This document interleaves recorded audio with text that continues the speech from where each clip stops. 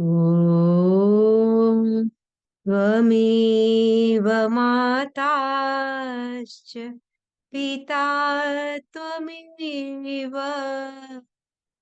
त्वमेव बन्धुश्च सखा त्वमेव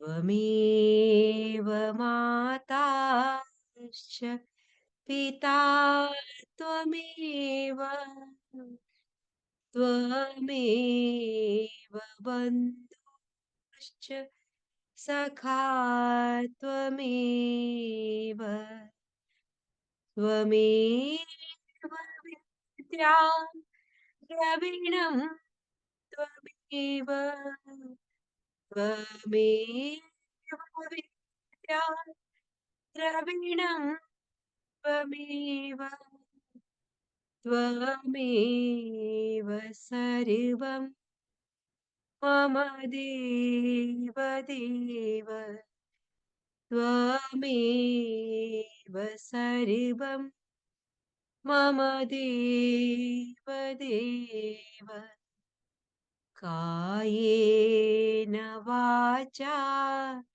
मनसेन्द्रियैर्वा बुद्ध्यात्मना वा प्रकृति स्वभावा कायेन वाचा मनसेन्द्रियैर्वा बुद्ध्यात्मना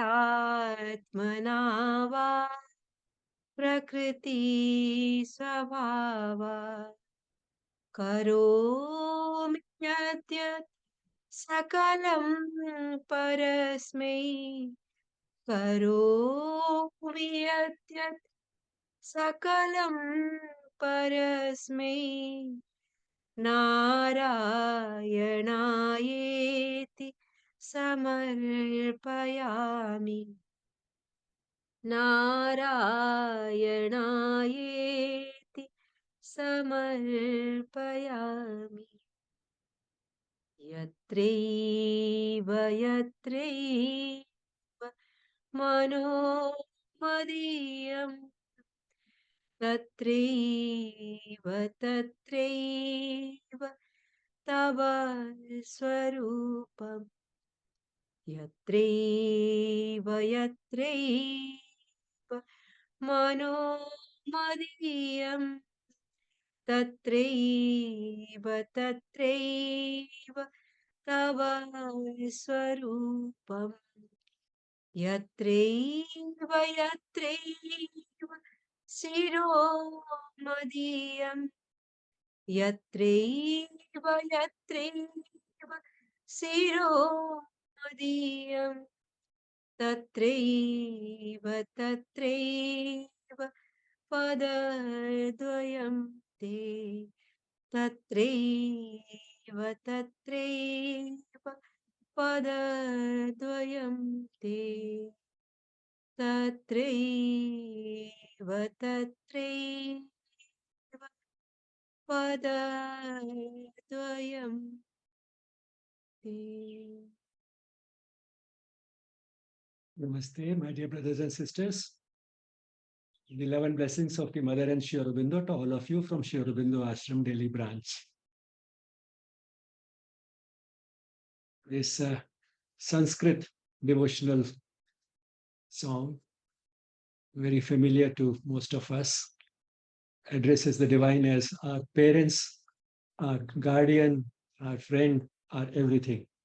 And then goes on to describe some of the attributes of the divine, the omnipresent, the omniscient, and the omnipotent.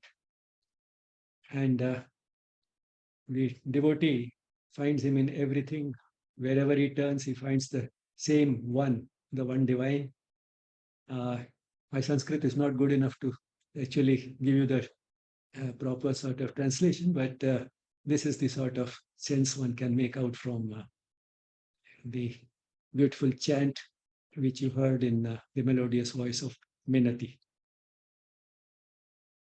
I think this is good enough. You can hear me, isn't it?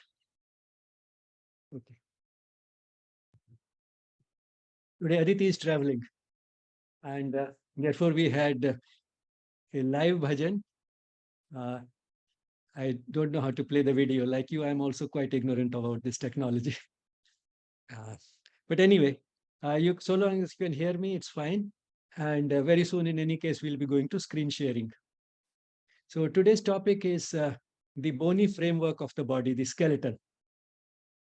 And what an amazing piece of uh, scaffolding we have, if one may call it that, although that would be rather demeaning to call it that way. Uh, the skeleton or the bony framework of the body not only gives us shape, that is quite, of course, obvious, but apart from giving us a shape, it is this part of the body that also makes movement possible.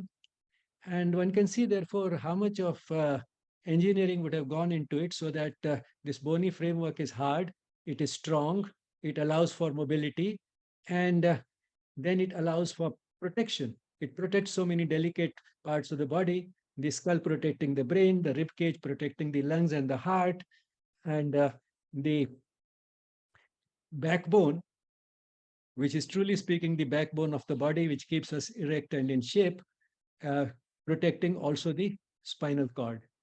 So the entire nervous system, sort of central nervous system, is enclosed in this bony framework. And uh, not only that, if it breaks somewhere, if there's a damage, it can repair itself back. And along with that, since it's a part of a living body and it's metabolically active, it also has to have a blood supply and a nerve supply and so on. So all this is ensured within this rigid, bony, hard structure. And with that little introduction, let's go to screen sharing.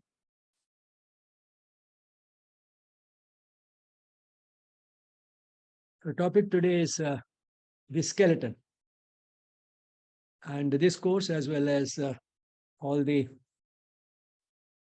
other activities of the YES project, are a part of the 150th birth anniversary celebrations of Sri Aurobindo and the 50th anniversary of India's independence. Now, here is a typical view of the skeleton, the seen from the front and seen from the back side. And the skeleton has 206 bones. Let's start with the top, the skull. And one of the most interesting structures in the skull are these hollow spaces within the bones. These hollow spaces are called the paranasal sinuses because they are around the nose. And apart from secreting a sticky fluid, they also serve as resonating chambers. And that's why when we get a common cold and there's a fluid accumulation in these which cannot be drained by the nose, we find that the voice acquires a nasal twang. Here is the skull of a newborn child. And you'll notice one important difference here, that the individual bones of the skull are not completely joined, but leave spaces like this. These are membranous in nature, and this is what allows for the growth of the skull, so that as the brain size increases and the skull has to grow, these spaces allow that growth, and also probably give some flexibility to the skull so that when the child falls, he doesn't get hurt the way an adult would. And but as the child grows up, gradually this gets replaced by bone, and we just have these junctions between individual bones of the skull left. Now let's go down to this spine. This is from the back side, and you can see that it's made up of these small individual units, one placed on top of the other. These units are what we call vertebrae. And that's why this spine is also called the vertebral column. And it has some differences in different parts of the spine.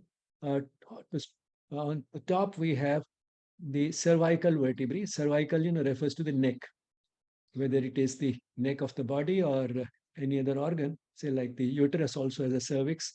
So a narrow neck-like structure is what we call, narrow structure is what we call the cervix. So this is in the neck of the body, and therefore this is the cervical part of the spine. And these vertebrae are the cervical vertebrae. There are 7 of these cervical vertebrae. And then we have the thoracic part, which has 12 vertebrae. And then the lumbar, which has 5. And then the sacral, which has again got 5. And then finally, the tail part or the coccyx, which has 4 vertebrae. So 7 plus 12, 19, plus 5, 24, plus 5, 29, plus 4, 33. So in all, 33 vertebrae constitute this. If you look at it from the back side, it looks completely straight. But if you look at it from the side, one finds that the spine, in fact, has curves. And in the neck, we find that the convexity is facing towards the front. In the thoracic part, the convexity is facing towards the back. Once again, in the lumbar region, convexity is towards the front, and in the sacral region, convexity to the back. So this alternation of this convexity is what gives this curve. So this is the cervical part, the thoracic, the lumbar, and the sacral part. So these 4 curves. And these curves give greater stability, greater strength to the spine, and facilitate balancing the body in the erect posture. That's why these curves are important. And it is because of these curves that we also need to design our seats appropriately. And these days, in fact, it's become quite common to have ergonomically designed seats, chairs, as well as the seats in the cars. And the region that deserves and gets most attention is the lumbar part. Here is a hollow at the back because the convexity is forwards in the lumbar region. And therefore, this part, if it has to be supported, there has to be a corresponding swelling or convexity in the seat on which we sit. And while we should not be always leaning on such a back, because otherwise the muscles which keep us erect in this posture will not have anything to do. But at the same time, if one has to sit for long periods of time on a long drive or at the desk, then using those muscles all the time and keeping ourselves erect all the time without any mechanical support will also tire us out. And therefore, this can come in handy. And if we have to take some support, the support should be such that it should let these curves as they are. That will be most comfortable as well as best for the back of for the health of the back. So that's the spine. Now we'll take up different sections of the spine one by one. And let's start with the neck, the cervical spine. The first 2 vertebrae in the neck are unique. They have a special type of a structure. C1 or the atlas has these 2 surfaces on which it can connect with the skull. So the head sits on top of this, and corresponding to this, there are surfaces which can join this in a part of the skull. And that's how this part of the neck is able to carry the head. And that is why it is called the Atlas, because Atlas is a character from Greek mythology who had a globe on his head. And this is the Atlas. Then next to that is the axis, the second cervical vertebra. And then third, fourth, fifth, and sixth, they are also a little atypical in the sense that they do not have very prominent spines at the back, and these spines are bifurcated. The seventh vertebra is more like the typical vertebrae in the thoracic and lumbar regions. It has a very prominent single spine, and that's why it's called vertebra prominence. And this is the vertebra which one can feel if one moves the hand along the neck on the back side. This is the first prominent vertebra we come across. This is the seventh cervical vertebra.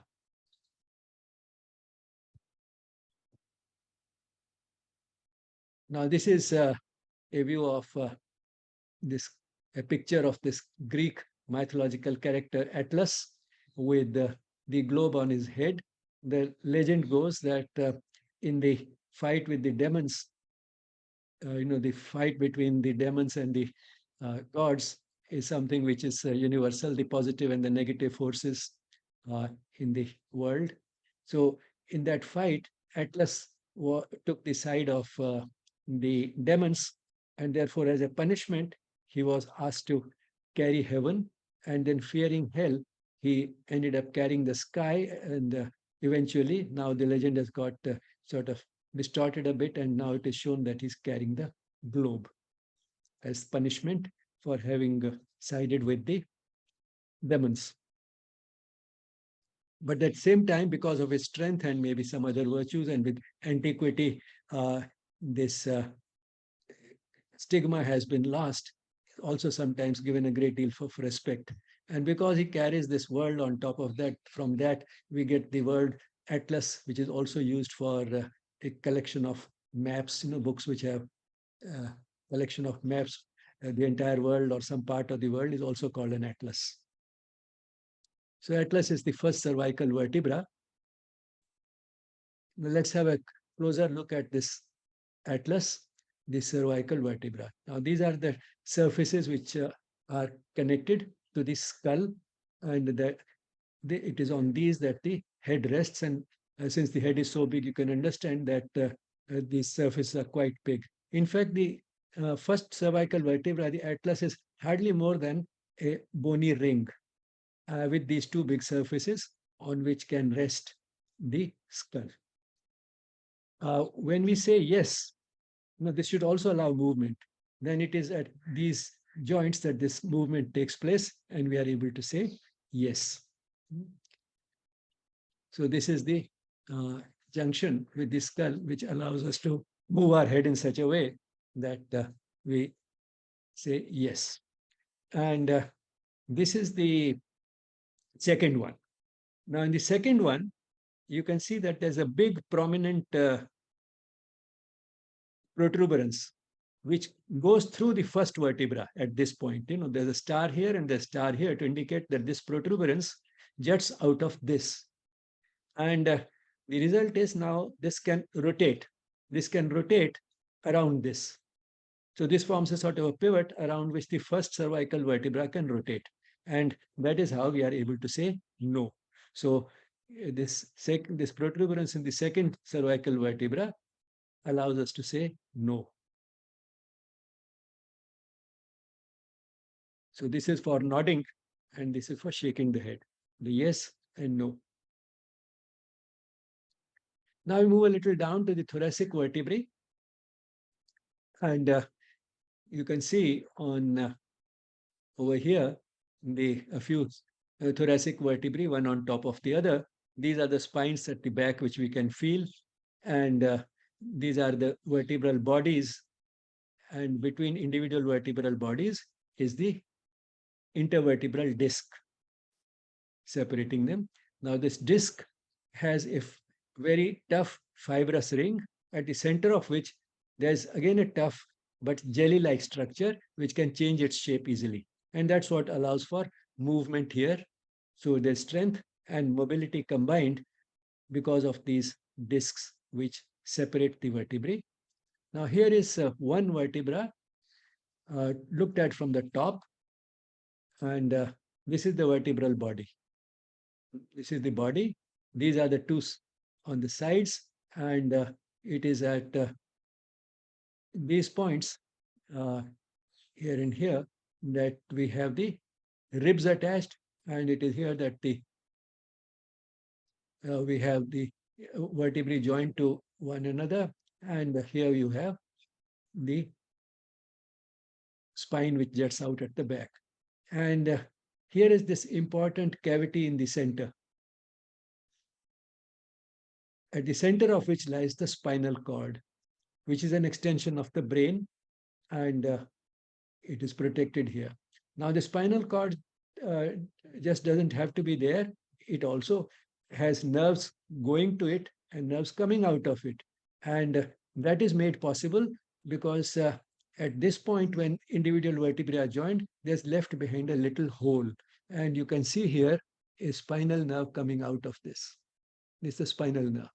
So from this hole is coming out this spinal nerve. Okay.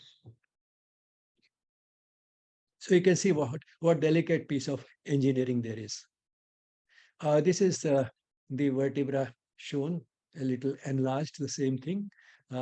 You can see more clearly the spinal cord here, the gap through which the nerves will be able to come out and enter the spinal cord. And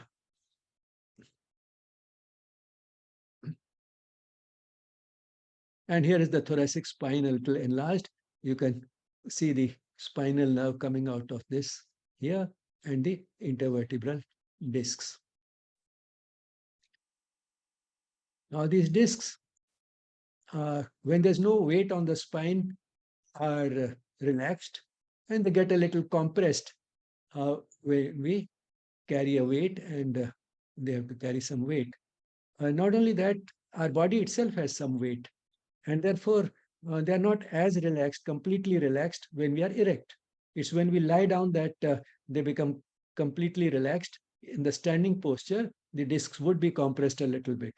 And that's why, if you take your height early in the morning and throughout the day you have not been able to lie down, you have been either sitting or standing, in the evening, you will find that your height is a little shorter than it was in the morning.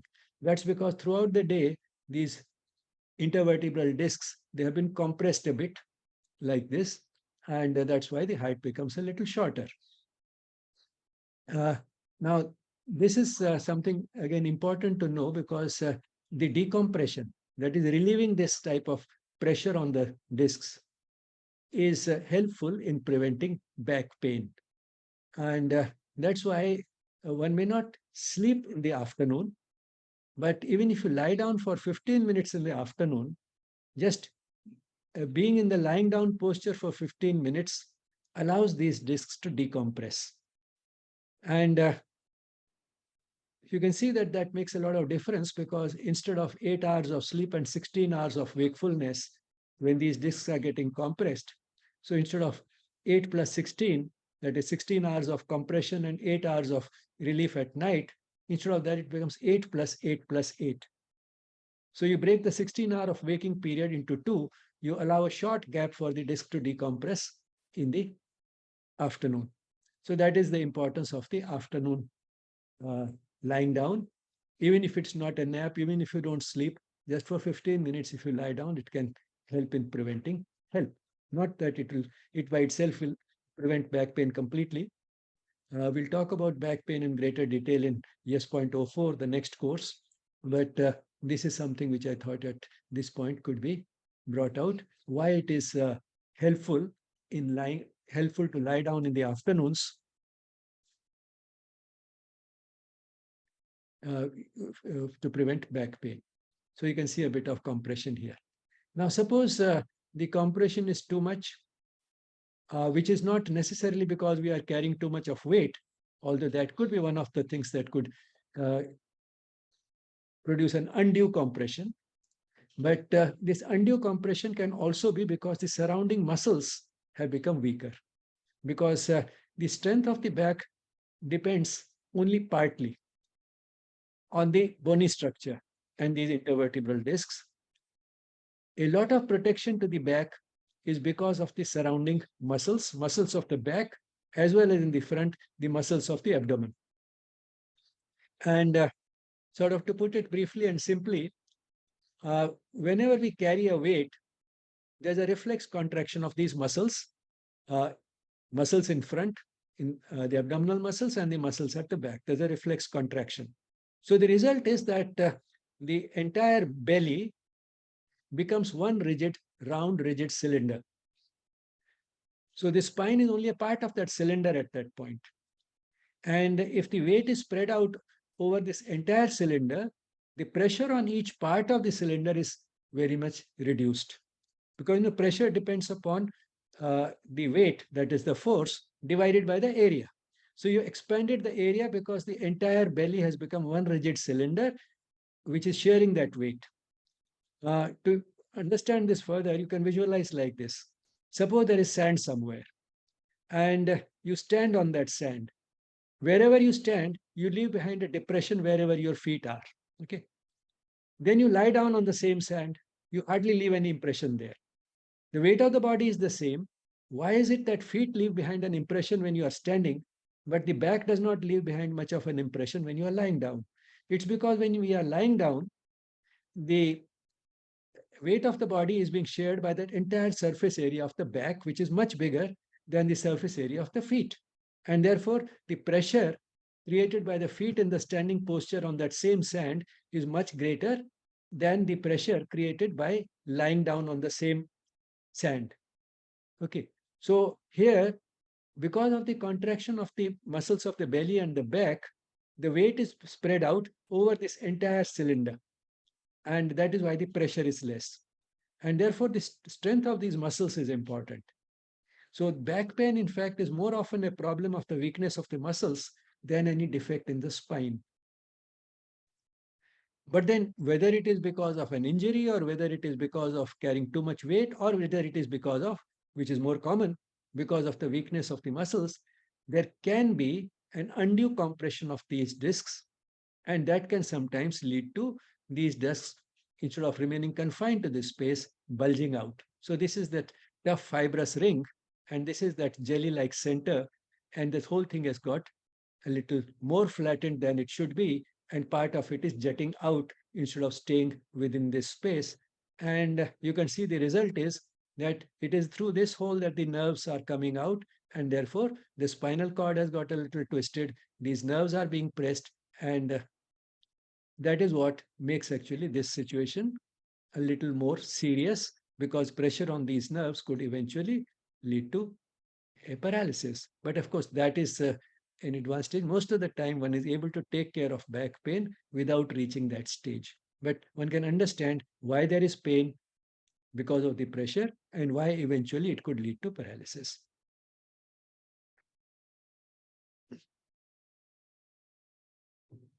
We'll skip the thorax. Sorry, we'll skip the lumbar region. This was the thoracic spine. Now we go to we'll skip the lumbar because it's not very different except for the curve. It's not very different from the thoracic region. And we'll go to the lower part, the sacrum and the coccyx. Now, this is where the vertebrae are compressed, because we don't need that much at the bottom and we do not have a tail. So you find that these 5 vertebrae are compressed here, and the tail is only rudimentary, the 4. But this rudimentary tail can be a source of great trouble, because if there's an injury here, it is extremely painful and takes rather long to heal. And this is one of the most painful conditions one can have, a injury to the coccyx, as it is called, the tailbone. And so one has to be careful not to sort of get this injury as far as possible. Why I'm saying one has to be careful is because when we say that it somehow happened, it was an accident. Most accidents are not actually accidental. Most accidents, if we look back, happen when we are not paying full attention. And therefore, it is because of not doing things with full awareness that these accidents happen. And therefore, one should not really be blaming sort of fate that it had to happen and therefore it happened. One has to cultivate the habit of doing things more consciously. And that is one of the things that we learn in yogic practices. When we say that all these yogic practices should be done with full awareness, that is when you are moving your body, take care that you do not overdo, do it with full awareness, be aware of where the stretch is, how much the stretch is, and try to be conscious that if I go a little beyond this in the same direction, I might injure myself. So instead of being brave and going still further, step back a little, come back, and hold the position there. Now, if one learns to do these practices like that, and then make a voluntary effort to relax completely so that the staying in that posture becomes effortless. Now, if we do all this with this type of full awareness, then this can spill over into the rest of our life, and it should spill over into the rest of our life. And all our movements become more and more conscious, more and more with awareness. And that can bring down drastically the number of such so-called accidents in which we injure ourselves. Now, this is the rib cage, and it protects the heart and the lungs, and yet it has the type of structure which allows breathing. And the movement of these ribs contributes to some extent to the uh, increase in the uh, space in the chest, so that the pressure there falls and we can breathe. So you can see these ribs numbered here from the first to the 12th rib. This is the 12th rib, and these are the thoracic vertebrae. This is in the front, this bone, the sternum, which has a notch on the top, and this little process, the xiphisternum at the bottom. So this whole thing is the breastbone or the sternum in front. And it is from here that very often a blood sample is taken sometimes in certain situations, because this has bone marrow inside, and one can get a good sample from the sternum.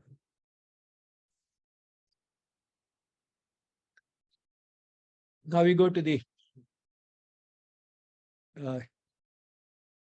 sacrum again, and to the sacrum is attached the pelvis. This is the sacrum and the tailbone. And if you look at it from the front, this is the pelvis, a little crooked because of the way the picture has been taken. It should not be crooked like this. And then this hole at the center in the pelvis is much wider in women than in men, for obvious reasons, because the baby at the time of delivery has to pass through this. And this is the notch to which is attached the bone of the thigh, the femur. And this notch is the acetabulum, but don't bother about that. So this is the point at which the hip bone is attached.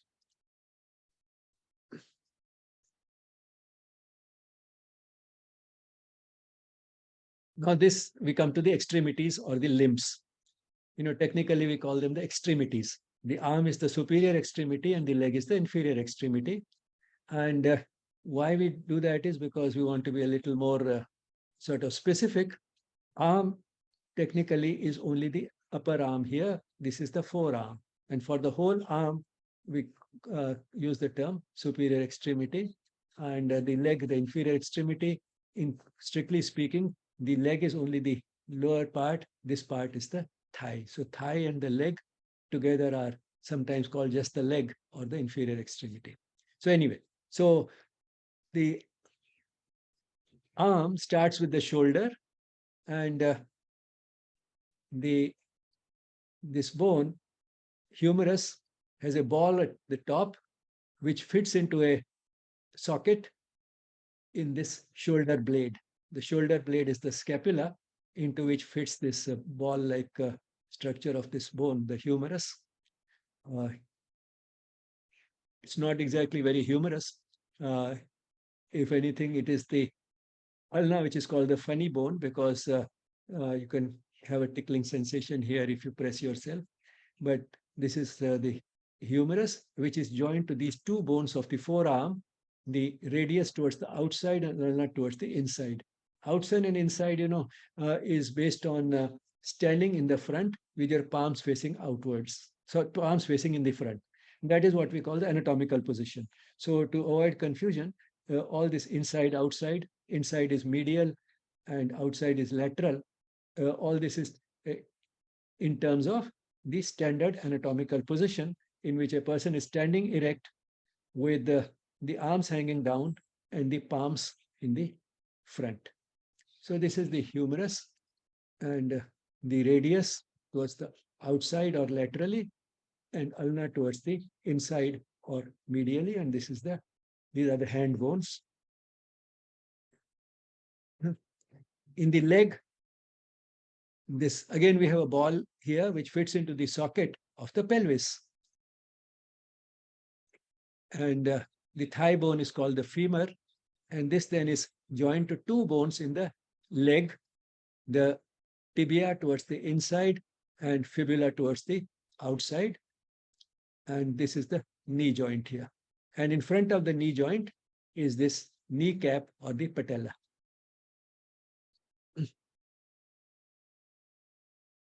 Now, these are the hand bones.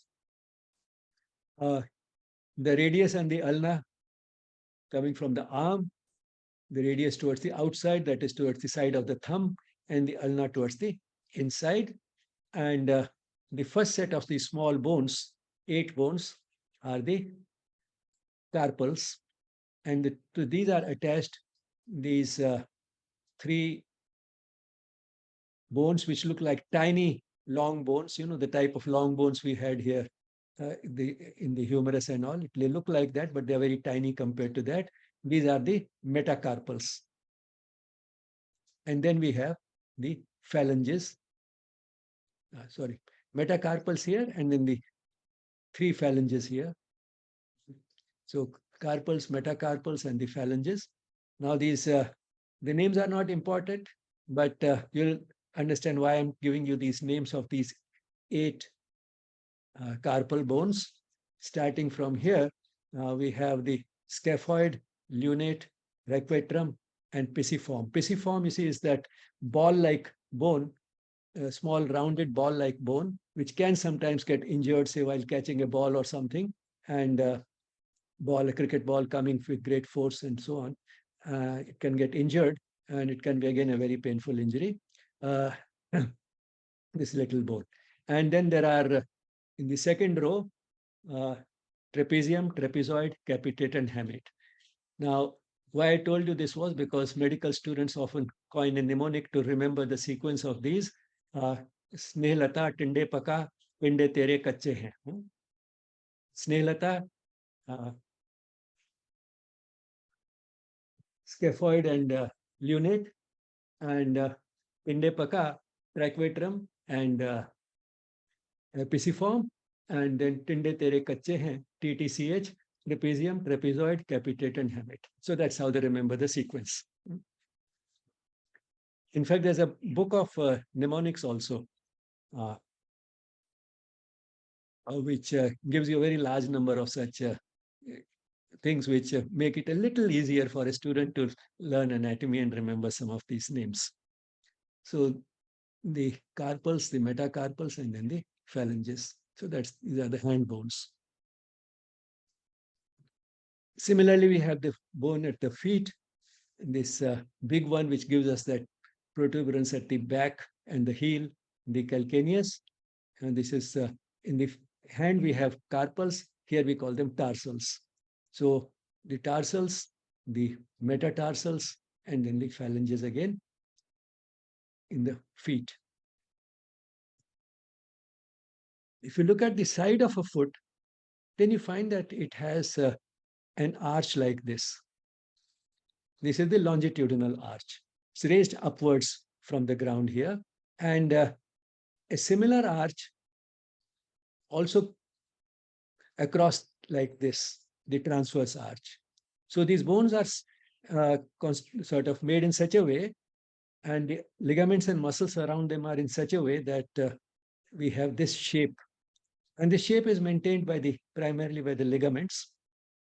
And what is the significance of this? The significance of having this type of shape is that every time we walk, the pressure that we apply as we take a step takes the foot down, the arches are flattened, and then when we take the next step and lift the foot up, this whole structure springs back to its original, and these arches are reformed.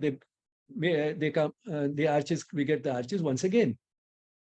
So this is how these arches work. They get flattened when we apply pressure, when we put the foot down, and when we put the foot up, we take the foot up for the next step. Once again, they spring back. And the significance of these, one realizes if a person has a flat foot, which can happen because of weak muscles and ligaments here in this region. But very often it has a strong hereditary basis. It tends to run in families. It's a strong genetic basis. And then one realizes the importance of these arches in helping us walk effortlessly without getting much tired. And the treatment for the flat foot basically is to provide a shoe which is so constructed, specially made, that it will have this type of arches. Not only those who have a flat foot, but even for the rest of us who may not have a flat foot, there are shoes available which provide arch support. That is, the sole of the foot is, sole of the shoe is been made in such a way that it fits into these arches. Just as in the back, if we may have an ergonomically designed seat, then the back of the seat fits into the lumbar hollow, the hollow space in the lumbar region. In the same way, the shoe can be constructed in such a way that the sole will fit into these um, concavities, these hollow spaces at the bottom of the foot. Is such a shoe better or worse? That will be difficult to say, because that would also mean that if one is all the time walking in that type of a shoe, uh, it will not allow this alternate flattening and springing back to the original. It will not allow for that type of a alternation in the shape of the foot while we walk, because it will not be necessary anymore. This whole thing is supported by a soft padded thing at this in the sole, which fits snugly into these curves. And therefore, this mechanism will not be really used. It is no longer necessary. Now, as a general principle, whenever we do not use something in the body, it tends to get weaker. If we use it, then it gets stronger. So this can also get weaker, in fact. And the key thing is that we should not be all the time walking in such a shoe. If in competitive sports for a brief period one has to wear such a shoe, maybe it will be fine, because that will probably facilitate the performance of the athlete. But one should not be walking in this type of shoe all the time, because for that brief period it is okay. The rest of the time we are using the mechanism. So use the mechanism and keep it strong. At the same time, provide it that additional support when necessary to make that little difference in competitive sports. Probably that would be what will appeal to sort of a rational mind, and using common sense as a guide.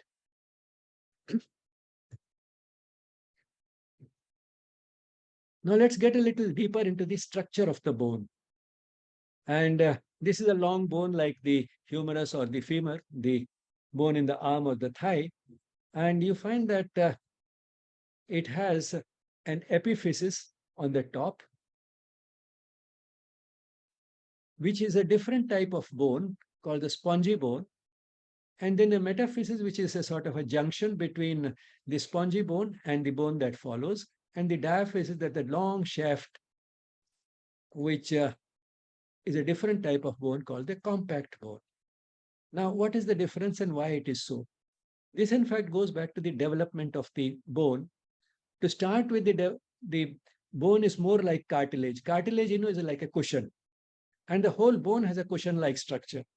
And that is why in children you find that the bones are more cushiony, not as hard as in the adults, and therefore they don't easily break, and the child can fall and nothing seems to happen.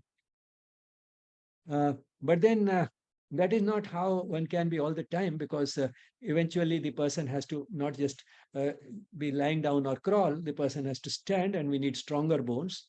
And therefore this should change. And as the development of the bone proceeds, this cushiony cartilage gradually gets organized more and more into this more compact and hard bone. And the soft cushiony thing is left only at the top, so that it is there between two joints, and between this bone and the bone that is attached to it, so that at the junction the shocks will be absorbed. And then we have this region, which is not as soft as the cartilage, but at the same time not organized in the way the compact bone is, leaves a lot of spaces, hollow spaces inside, and that's why it's called spongy. And in those hollow spaces is the red bone marrow. That is the marrow where blood cells are manufactured.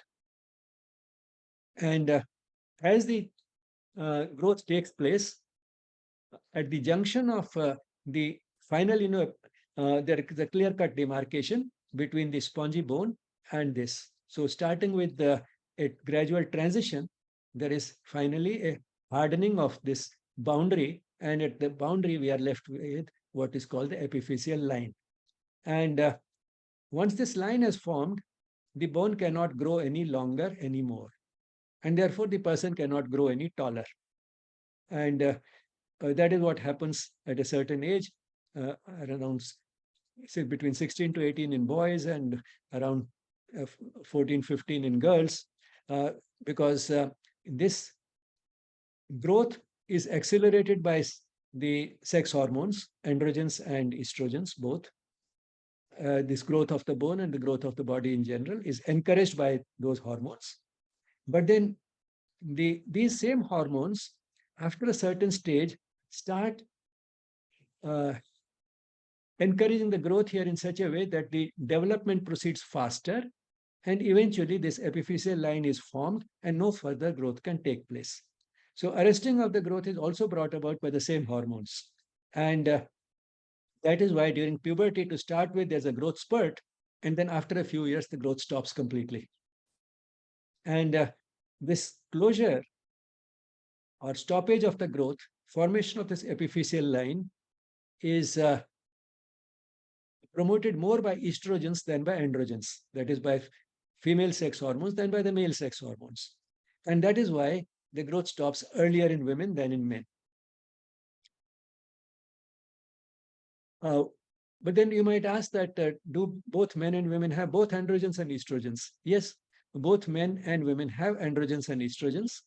The only thing is that women have much more of estrogens than men, and men have much more of androgens than women.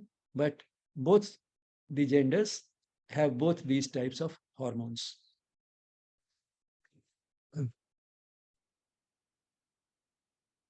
So this is the epiphyseal line, and spongy bone and the compact bone. In the spongy bone, in the hollow space, we have the red bone marrow, where red cells are manufactured. In the compact bone, also there's a hollow space in which you can see all these blood vessels. And apart from that, there is yellow marrow, which has quite a lot of fat. So this serves as a storage space for triglycerides, that is fat. So along with the adipose tissue, we have fat stored also in these bones. This type of spongy bone, where red bone marrow is there, at the end of these long bones, and also in flat bones like the sternum. And that's why from the sternum, we can get a sample of the bone marrow. If we do a sternal puncture with a needle, one can draw a sample of the bone marrow from there. So the flat bones and these ends of these long bones, they have the red bone marrow where blood cells are manufactured. Now we'll have a little closer look at the compact and the spongy bones. But before that, I mean, this again shows the same thing a little more diagrammatically. The top, the epiphysis, the junction, the metaphysis, and the diaphysis or the shaft. And this is the cartilage, the articular cartilage, that is articular, because the joints are called articulation, articulation of one bone to the other. Of course, these articulations, if they get too articulate, that is become creaky, that is not a nice thing to happen. But this is the articular cartilage. We'll talk a little bit about these creaky joints or painful joints when we talk about the joints. But anyway, so this is the cushion-like boundary between one bone and the other. Both these bones will have cartilage and a space separating them, so that this is a nice, well lubricated joint, along with these cushions which can absorb the shocks. And this is the epiphysis, the epiphyseal line, the metaphysis, and then the compact bone in this shaft. The same thing here, still more diagrammatic. In another bone, this is the arm bone, the humerus, and this is the thigh bone. In the arm bone, we only have this ball-like structure. In the thigh bone, we have this round ball-like structure connected to the rest of the bone through this long, rather long neck. So this is the head, the neck, and then the shaft of the bone. And these two protuberances coming out from here, which one can feel, in fact, on the sides.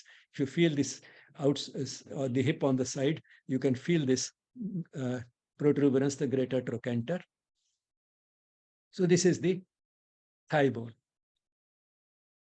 Let's go still further and see the structure of this the microscopic structure of the bone. Now this is compact bone and this is spongy bone. In the spongy bone, as you can see, you have these trabeculae which leave behind a lot of space here. Compact bone is organized in terms of these circular structures called the osteons or the Haversian systems. And at the center of these, there's a hole in which you have the arteries and the veins, that is the blood supply. Now, this part has a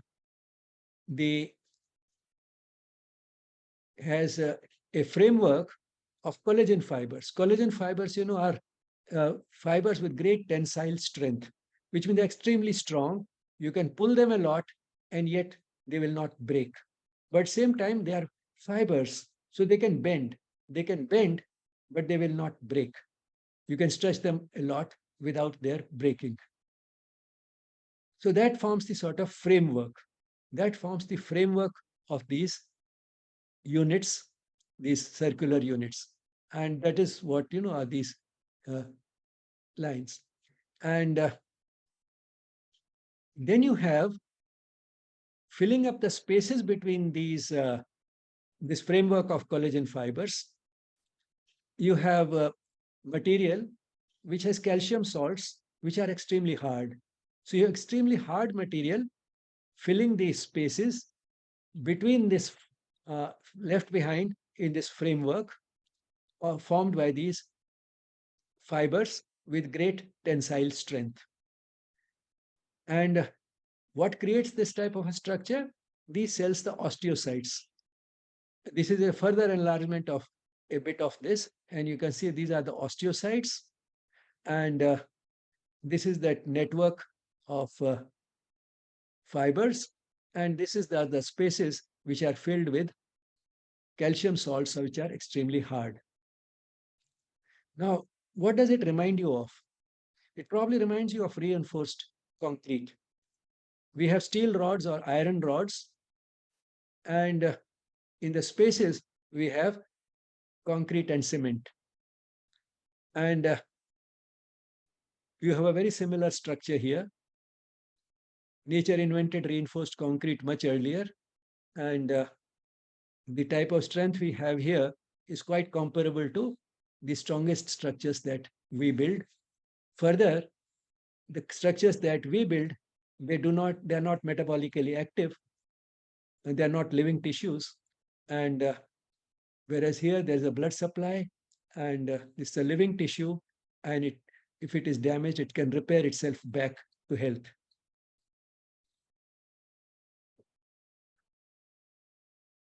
And this is the spongy bone. We'll see a little more of the spongy bone in the next picture. But this is how the compact bone is organized. This is spongy bone. You have these trabeculae.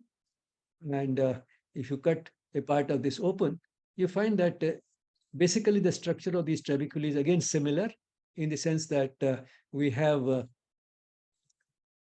framework formed by these collagen fibers.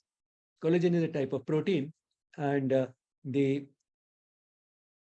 fibers have great tensile strength, and the spaces are filled up with hard material, and all this is formed by these cells, the osteocytes, these cells. But along with osteocytes, we also have osteoclasts. These are the osteocytes, they are the osteoclasts. Osteoclasts break down the bone. So creation and destruction are both important.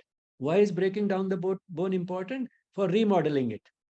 Because see, the bone has to get remodeled from time to time. It has to get remodeled as the child is growing. It gets remodeled during life because of the stress to which the different bones may be exposed, different parts of the bone may be exposed. For example, a person undertakes weightlifting training. Then, the type of stresses to which his bones are exposed are different. And to withstand that stress better, the bones remodel themselves. Not only the muscles get stronger, the arm muscles will get stronger as if a person is undergoing training for weightlifting, but the bones also remodel themselves to be able to withstand that type of stress better. And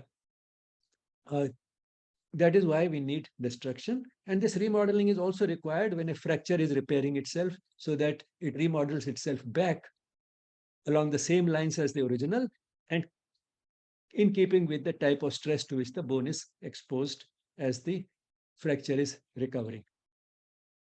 So that's why we need both construction and destruction in the bone. Now, you might be wondering, how is it that the blood vessel somehow creates a hole and gets into the bone? Actually, that's not how it happens. And this is again something very amazing, and that's why I'm showing this picture, just try to get the basic hang of it. Say here the blood vessel is already there, and this is the direction in which the bone is growing in thickness. We saw how it grows lengthwise. At the we start with a cushiony material, cartilage-like material, and then that can grow, and then it keeps getting compact at one end, and finally there's an epiphyseal line created. The growth in thickness is what makes these blood vessels enter the center, this central hole in those circular things that you saw, those concentric circles in which this bony material is arranged. Now, as the bone growing in thickness, you can see that it throws these projections like this towards a blood vessel, and then this gap closes, and then after the gap has closed, the bone starts constructing itself around this hole, and you have a whole system formed. And now here a new one is forming here. It will enclose this vessel. Might remind you of the way a cell eats something, phagocytosis. So this is also sort of giving the blood vessel a hug, and then finally embracing it completely, incorporating it this center. Now coming to fractures, there are different types of fractures. Plain and simple transverse fracture across this, or a stress fracture, hardly visible, can repair itself, but all the same, too much stress itself can lead to a fracture. And then an oblique displaced fracture, where displacement has taken place. A green streak fracture, which is not complete, which happens generally only in children, where the bone is more spongy and sort of not as rigid. So a part of the bone is broken. And a comminuted fracture, where it has been broken into small bits like this, comminuted fracture. So we have all these different types of fracture, and then an open fracture in which a bit of the broken bone may project outside the skin. So we have all these different types of fractures. What happens after a fracture? Naturally, the blood vessels break, and therefore there's a collection of blood. And then repair begins with formation of new blood vessels, new bone, and removal of all the breakdown material, the debris. This happens within about 3 weeks, and then forms proper bony material, which takes another 3 to 4 months, and then bone remodeling goes on along the lines of stress. Now, treatment of a fracture. Actually, the bone, it repairs itself. It is the bone that heals. We don't have to do anything. All we have to do is to keep the two broken ends together. And if they're already close, we just have to immobilize so that they stay close. If they're not already close, then we have to make them close to each other. This we can do while the part where the bone is broken is closed by manual manipulation, or if necessary, one can open that part up surgically and then use screws, plates, pins, rods, etc., wires, etc., to fix it in such a position that the two broken ends are close to each other. And then to keep it there, one can use a plaster of Paris cast, or a sling, or a splint. Splint is that you use a long thing which is not broken along with what is broken and tie the two together. Osteoporosis, another common condition, a lifestyle disease basically, weakening of the bones, largely preventable. But prevention should start early in life, because as we saw that bone development is essentially complete in childhood, and after a certain stage, no further deposition of uh, uh, calcium and so on, those salts can take place. And therefore, prevention should start early in life. And besides calcium and vitamin D, which are required, vitamin D is required for absorption of calcium. Calcium itself is what forms those salts which are deposited. Exercise is very important because that facilitates the deposition of calcium and also its proper deposition along the lines of stress. Now, this is the reinforced concrete, which our bone resembles, or rather, reinforced concrete, which resembles our bones, but comes nowhere close to it in perfection. Not only the pictures in this have been taken from Totoro and Grabowski, but much of my learning also has come from this book because typically the physiology of bone does not form a very prominent part, and most of the time it does not occur at all in most textbooks of physiology for some surprising reasons, but probably it should. Gratitude to the Mother and Sri Aurobindo for making these sessions possible, and thank you all for being there. Any questions? I think there are a few in the chat. One question is, doctors tend to prescribe collagen tablets often. How useful or needed are these? I don't think you can give collagen as a tablet, but what I think you have in mind is we are now having some tablets which promote deposition of calcium rather than calcium itself. How helpful they are? Probably they are of some use, but all the same, there's nothing like having enough calcium while the child is growing up. The next question, do women reaching menopause need to lift weights to keep the bone strong? Yes, in general, everybody should take exercise. But since this withdrawal of the sex hormones during menopause is one of the things that accelerates the development of osteoporosis, certainly exercise becomes even more important at that stage. And in fact, most of us, we find that, or rather many of us, become more conscious of having a healthy lifestyle when we reach that age. In fact, we did a survey on lifestyle uh, through a questionnaire, 40 question questionnaire to evaluate lifestyle. And we've had more than 1,000 responses. And when we sorted it out age-wise, we found that younger people tend to have poorer lifestyles because they can get away with everything. They have poor lifestyles, yet they are not unwell. In older people, there is some correlation. If the person has an unhealthy lifestyle, more likely to have a lifestyle disease. But then we also found that after the age of about 40, a lot of people start having a much better lifestyle because they have woken up to by some lifestyle disease, and the lifestyle starts improving.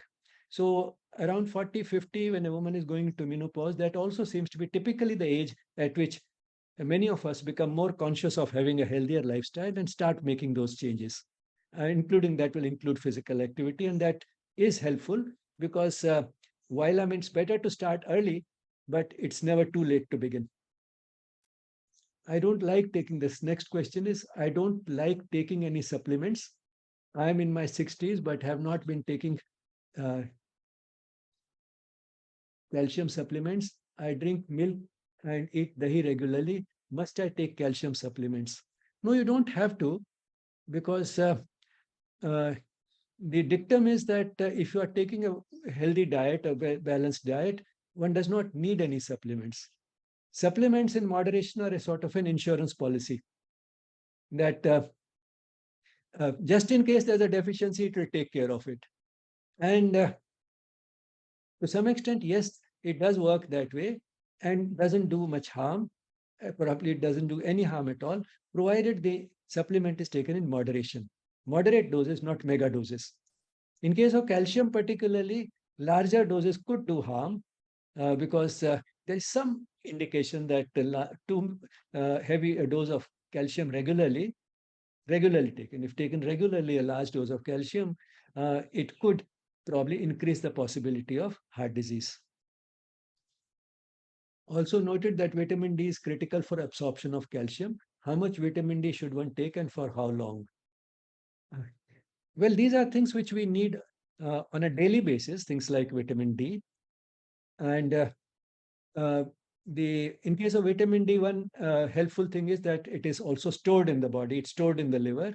And therefore, certain periods when one is getting more and some periods when it's getting less can get evened out. When one is getting more, the surplus will get stored and will get used up when one is getting less.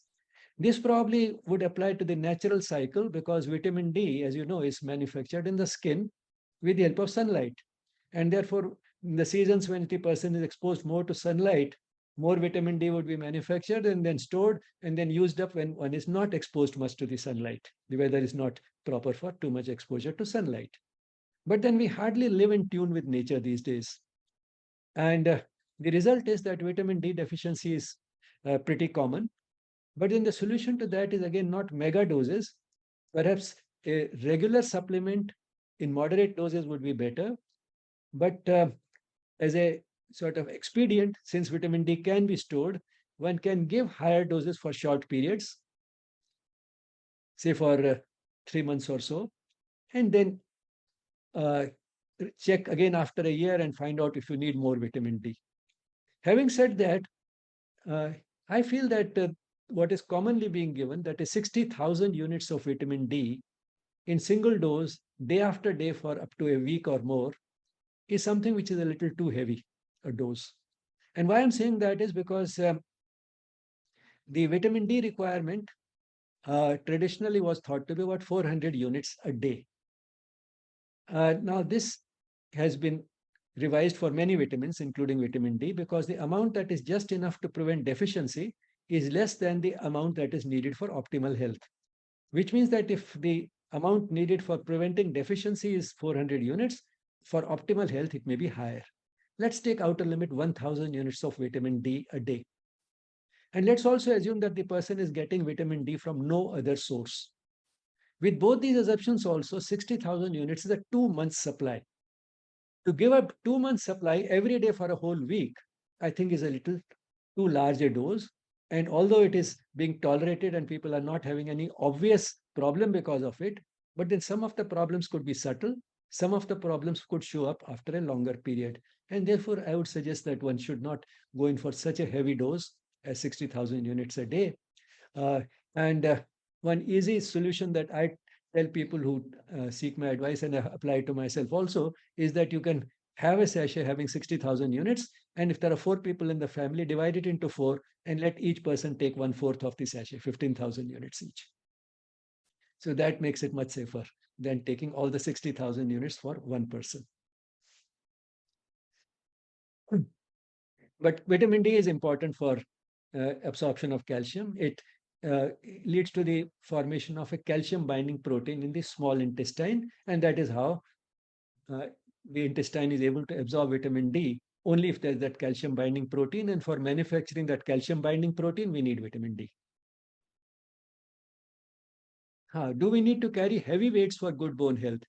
Not heavy weights, but some weight bearing is important, certainly. And that's why walking, jogging, these can be helpful. And yogic practices may not provide that type of weight bearing. This becomes particularly important if one is recovering, say, from a fracture. And for quite some time, there has been immobilization. And therefore, the person has not used the muscles around the joint. The muscles have undergone atrophy. They have become weaker because of not being used for a long time. And then the person goes for physiotherapy. And you'll find, in contrast with the yogic practices and physiotherapy, initially they start slowly with repetitive movements, but gentle movements. But then gradually they build up to more strenuous practices, and the strain is increased by making the muscles work against resistance, which means like carrying a weight. Say, for example, if the leg has to be lifted up to strengthen certain muscles, then what is done is to the leg or the foot, you tie, say, half a kilo of weight and then do it. Then, gravity is pulling it down along with that weight, and you are carrying that leg plus that weight against gravity. So you're working against resistance. And that's what helps in building up the muscles as well as the bones, developing those growth along the lines of stress so that they will be able to function better. So that is the significance of that. But one doesn't have to routinely carry heavy weights for good bone health. Vitamin K, not directly linked, but yes, it could have some role in the synthesis of collagen. Yes. Looks like that's about all the questions in the chat. Any more questions, please go ahead and ask. I had a question, and also I wanted to, probably I missed that while you said at the sternum, you said it has bone marrow. I missed that part. What is it? You can inject something, or you can take some samples. We were Yes, talking one can take a sample from there, a sample of the bone marrow. Okay. Is that the only place, or are there other areas too? From There are others other also, but that is the most commonly used one. Probably that's most convenient and safe. Otherwise, one can get also from the pelvic crest. You know, the pelvis on the side, there's a part where, again, what's called the pelvic crest. From there also one can get a sample. Okay. And you, in the one of the picture diagrams, you showed the nerves going through the vertebrae. Are those attached to the muscles, the nerve endings? The spinal nerves are of two types, and both types would pass through those holes between the vertebrae. One are carrying information from the periphery towards the spinal cord, and the others are bringing information from the spinal cord towards the periphery. Those which are going towards the spinal cord could be carrying information regarding touch, pain, temperature, position, vibration. You know, all these are different sensations. They could be carrying some of this information to the spinal cord, from where it will travel up towards the brain so that we become aware of that stimulus. And those which are going out, they could be going to the muscles so that the muscles can contract. They would be carrying the information from the brain through the spinal cord to the muscles so that the muscles can contract, or they could be traveling to glands so that the glands can secrete. So they are carrying information out, or they could be going to the heart or the lungs or the airways so that the activity of those organs can be modulated. We'll talk a little more about it when we go to the nervous system, but these are the sort of those which are going towards the spinal cord, taking information from the body. Those are sensory nerves. Those which are coming out and carrying information or instructions to different parts of the body, those are the motor nerves. And I've heard about this J spine. This is the S spine, the one that you showed. Can you talk a little bit about the J spine? J spine. I'd heard it from one of the yoga teachers. A J spine. I recently found out. I had never known about a J spine and a S spine. J and F spine. Actually, I'm also not aware of it. I'll have to look up. Is it a normal situation or an abnormal situation? According to the yoga teacher, people many years ago, people used to carry heavy weight on their head. So the tendency was they used to have a slightly J-shaped spine more than the S-shaped spine, which was considered to be more healthy. Oh, no, I didn't get, I think, probably what you mean. The normal is the S-shaped spine, the curves, the type that are demonstrated, that does look like an S. If one carries too much of heavy weights, then, you know, the spine will tend to become more convex at the back throughout. That's probably what will look like a J. And that is what we call lordosis. You know, that type of an abnormal spine is called lordosis because lordosis or kyphosis, but I mean, these are probably it will be more of kyphosis. Lordosis would be like a lord, you know, like this. Okay. So, where kyphosis would be probably the opposite of it. And they say another abnormality is scoliosis. That is, the spine, instead of being completely straight, even if you look at it from the back, it is curved like this, even from the back. So that is scoliosis. So these are the abnormalities. Normal spine is straight when you look at it from the back and has those curves which you may call S-shaped curve when you look at it from the side. Whereas with carrying heavy weights, it could become more like this, which will be one type of abnormality. Another can be the opposite of it. And then another can be that the curve, instead of looking straight from the back also it looks curved. That is scoliosis. These are abnormalities. That's all. Thank you. I see one more question in the chat. The synovial fluid in my knee created swelling during lockdown. How does one prevent this? Actually, it's not the synovial fluid. It will be probably inadequate synovial fluid. Synovial fluid is a lubricating fluid in the joint. We'll talk about joints in the next session on Monday. Synovial fluid is a lubricating fluid. And one of the things that happens in osteoarthritis is reduction in this fluid, which makes the joints creaky, the cartilage is rubbing against each other, and so on. So, but then why it happened during lockdown? Perhaps many people, particularly women who were not accustomed so much to household work, started doing a lot more household work. And that has probably led to some of such problems. This unaccustomed exertion. Namaste, Mukunji. Thank you. So if there are no more questions, thank you all. And sorry for these technical glitches here and there. No, sir. Because Aditi is traveling today. She'll be back on Monday. So things will go more smoothly. Thank you. Thank you, sir. Thank you. Let's close with a minute of silence. Yes.